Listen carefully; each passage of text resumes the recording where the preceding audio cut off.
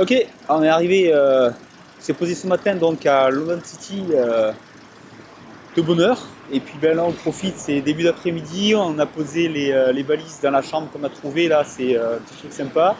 Et ben voilà, on commence à visiter donc Tower Bridge derrière. Et voilà, ben, on va passer l'après-midi à visiter, je vais essayer de vous montrer un petit peu ce qu'on voit, c'est sympa. Et puis dès demain, ce sera un séminaire de Tony Robbins. J'espère vous montrer quelques images, mais bon, non, on peut pas filmer dedans, donc je suis pas convaincu. En tout cas, voilà, Londres, c'est sympa, c'est gris, un peu de soleil là. On a eu déjà quelques grêlons, mais ben voilà, c'est sympa. On a les bus rouges là, vous voyez un petit peu, je sais pas si on va le voir là. Voilà, les bus rouges là, étage là, classique. Et voilà, pas mal de monuments là, apparemment, pas mal de choses à voir, donc ça a l'air sympa. Donc ben voilà, je vais partager ça et puis on va voir un peu plus loin ce qui se passe là.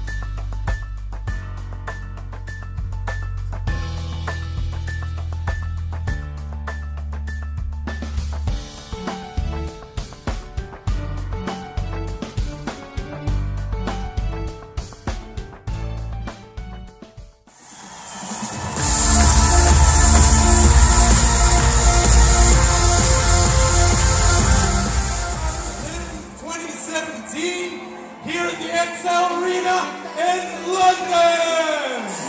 Are you ready? Are you ready? Then let's get our dancers on stage.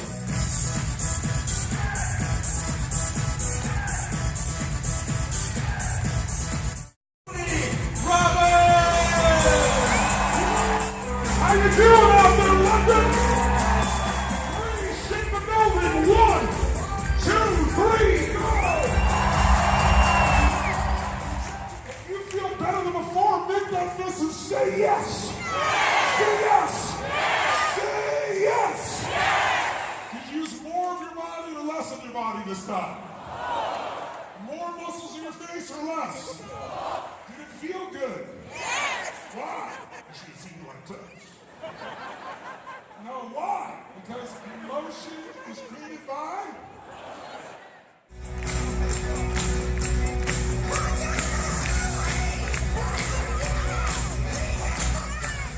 Tell me more truth! The truth is and the truth is God! Alors ça y est, retour en France. Je vous fais un petit bilan maintenant parce que j'ai pas eu le temps de le faire là-bas. C'est un peu la folie. Comme vous avez vu là, le séminaire de Tony Robbins, c'était 4 jours pleins, du matin jusqu'au soir. Donc enfin voilà, on était bien occupés et ben, c'était très sympa. Je vous fais un petit bilan un petit peu de ce qu'on a fait, et puis surtout ce qui est intéressant là quand on est ben, comme vous et nous en fait. Moi j'étais parti avec une amie donc là-bas. Et qu'on a envie de profiter un petit peu de l'anglais, de faire rentrer l'anglais dans sa vie, de vivre en anglais, de faire des choses avec l'anglais. Donc là, c'est un superbe exemple. Donc en gros, on est parti 6 jours là-bas. On a eu la chance, on a atterri à London City, donc c'est vraiment, c'est dans Londres directement. Là. Sinon, il y a 1 heure de train ou un truc comme ça pour rejoindre Londres. Donc ça, c'est bien. On avait réservé 3 mois à l'avance. Du coup, en fait, on avait des tarifs ben voilà, à peine plus chers pour atterrir à London City. Donc ça avait vraiment le coup. Pour repartir aussi, là, c'est un petit aéroport et on gagne énormément de temps. C'est vraiment sympa. Si on prend les billets à l'avance, ça revient à peine plus cher finalement que si on prenait tous les aéroports là, qui sont à 1 heure de la ville. Donc ça, c'est très intéressant. Deuxième point, on a pris, au début, on voulait dans une auberge de jeunesse. Et puis en fait, on avait réservé 3 mois avant. Et puis 10 jours avant, je reçois un mail comme quoi la chambre a été annulée. Alors on avait réservé avec la carte bancaire, puis il fallait payer à arriver sur place. Et puis là, pour des raisons assez obscures, tout d'un coup, c'était annulé. Alors heureusement, ben voilà, j'ai pu envoyer email, appeler, mais bon, je les ai un peu harcelés là pendant une après-midi. Je me suis aperçu qu'en fait c'était vraiment obscur et que en clair ils voulaient récupérer les chambres. Je ne sais pas trop ce qui s'est passé, mais enfin voilà. Donc j'ai vite compris qu'on ne pouvait pas compter sur eux. Donc on s'est retrouvé un peu au dernier moment à devoir réserver, sachant que déjà 3 mois avant, on avait du mal à trouver des hôtels un petit peu pas trop chers, on va dire, parce que c'était déjà tout réservé. C'est un peu la folie, bien sûr, à Londres. Et on s'est rabattu sur le Airbnb. Airbnb, alors si vous êtes comme moi là, que vous n'avez jamais compris ce que c'était, moi je faisais l'amalgame entre B&B, Bed and Breakfast, et Airbnb, qui n'a rien à voir. B&B c'est un hôtel finalement et ça reste relativement cher, alors que le Airbnb c'est les particuliers qui posent une annonce, qui louent leur appartement, qui louent une chambre, enfin bref. Et là par contre ça vaut vraiment le coup. Donc il y a un site, si vous ne connaissez pas, c'est vraiment génial, parce que là moi je suis... enfin voilà, je trouve ça vraiment génial parce que ça ouvre vraiment les portes. Style Londres qui est très cher, parce que même si on trouve des billets d'avion pas très chers, surtout si on s'y prend à l'avance, le logement là-bas reste très cher, alors que avec Airbnb, enfin voilà, nous on a trouvé une semaine avant, une semaine ou 10 jours avant, on a trouvé une chambre pas loin de là où on voulait aller, pas cher. Alors vous avez tous les prix, tout type de logement, et vous en trouvez plein partout dans la ville, au bord de la ville, enfin bref. Donc là, ça ouvre vraiment, vraiment beaucoup de portes, et voilà, à tous les budgets. Donc c'est vraiment sympa, c'est une superbe alternative. Et en plus, ce qui est sympa, c'est que du coup, alors ça dépend, des fois l'appartement, la maison est vide, des fois il y a du monde déjà dedans. Nous, c'était une coloc, donc il y avait déjà du monde dedans. Donc du coup, c'est sympa, parce que nous, on était là pour dormir. Donc de toute façon, voilà, on n'avait pas besoin de... ce qu'il nous fallait, c'était de quoi dormir. Et du coup, ça permet de parler. Donc on a des gens autour de nous là, avec qui on peut discuter un petit peu. Donc ça, c'est voilà, c'est une opportunité. On en profite, la personne qui nous a loué ça, enfin en tout cas la personne qui nous donnait les clés, qui était du coin bien sûr, a pu nous renseigner, donc nous donner les renseignements, où aller, quoi visiter. À un moment donné on cherchait une librairie, elle nous a dit où trouver ça.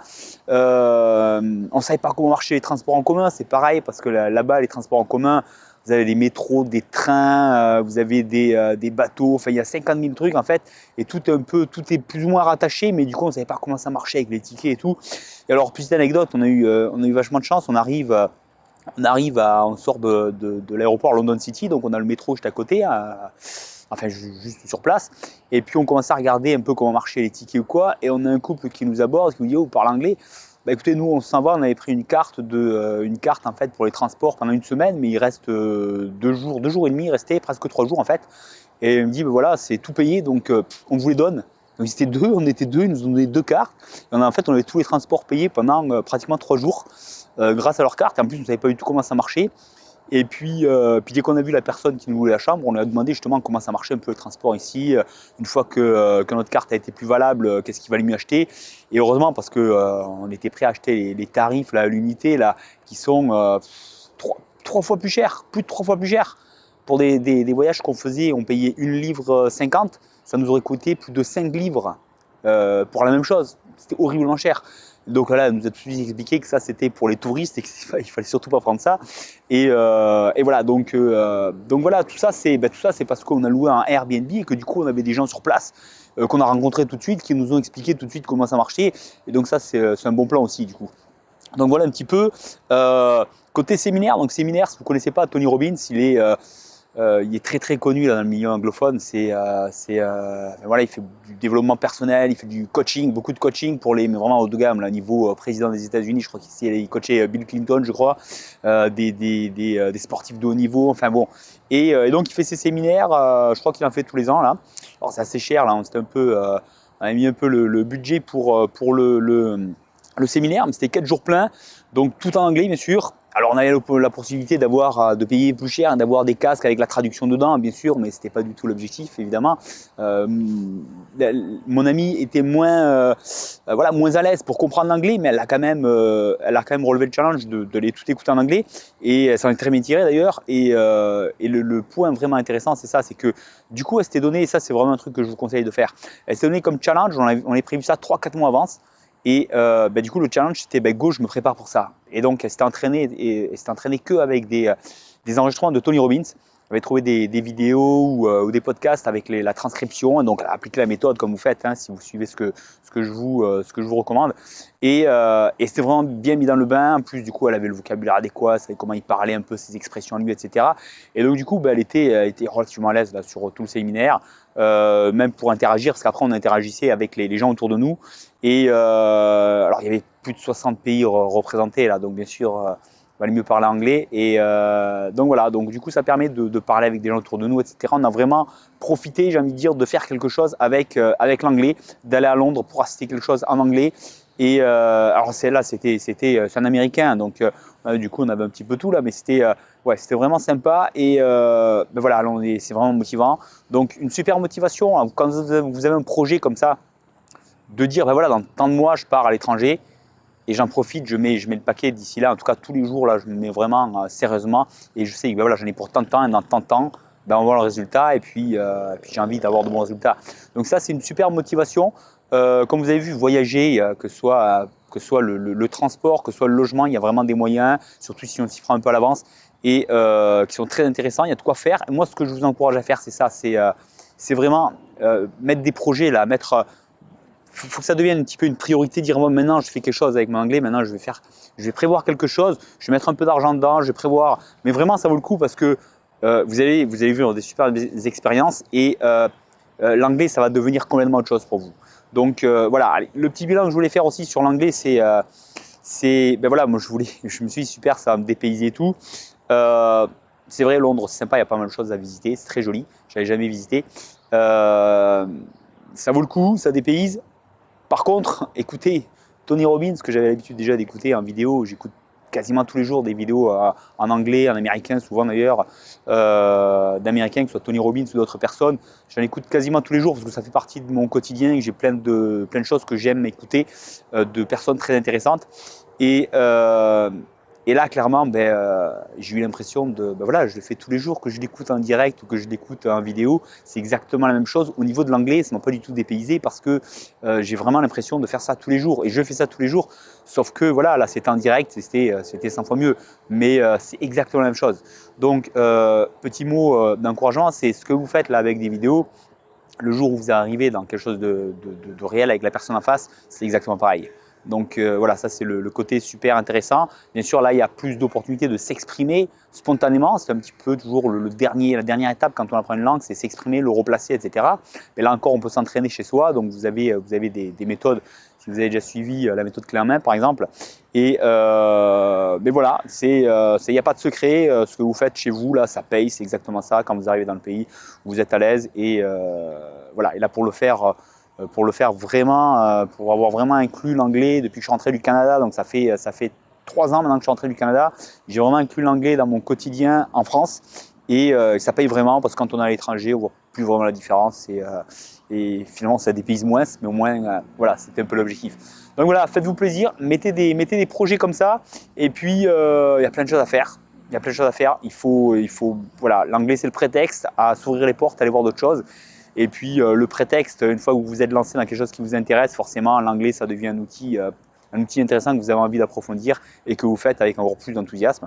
Donc voilà, faites-vous plaisir. N'hésitez pas, si vous avez envie de suivre un petit peu les méthodes que je fais, vous avez le lien juste en dessous de la vidéo. Et puis on se retrouve très bientôt pour d'autres choses à partager, d'autres conseils. Et moi je vous dis à très bientôt. Bye bye.